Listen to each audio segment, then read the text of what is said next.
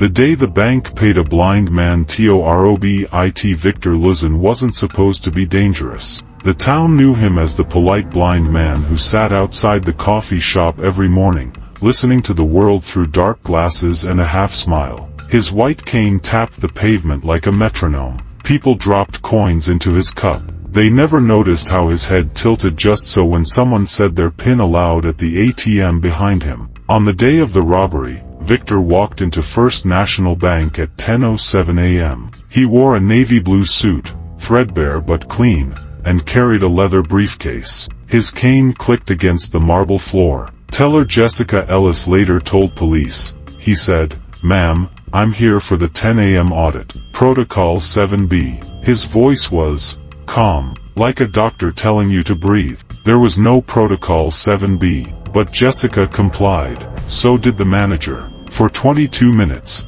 they handed Victor stacks of 100 bills, 100 bills, 250,000 total, while he nodded and murmured things like, "Standard procedure," and, "You're doing great." The security footage showed no threats, no weapons, just a blind man accepting cash like it was his due. He left with a, "Thank you for your cooperation." The trick wasn't in his eyes.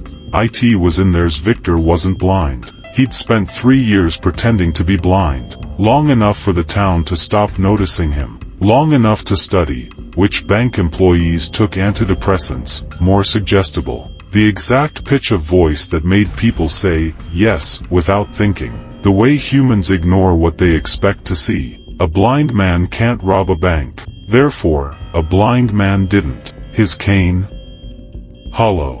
It held a $5 scrambler to delay the alarm signals. His glasses? Mirrored. They reflected security camera angles back at themselves, creating dead zones. His weakness? Pride.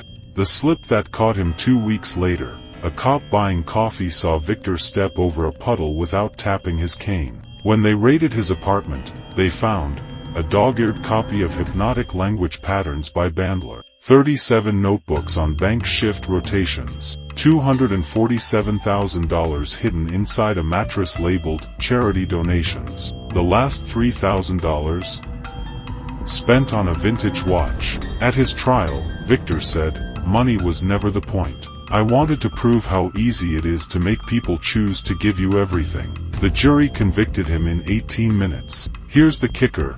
The bank fired the employees who gave Victor the money.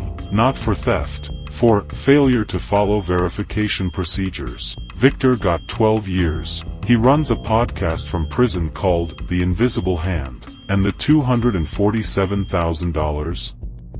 Still missing.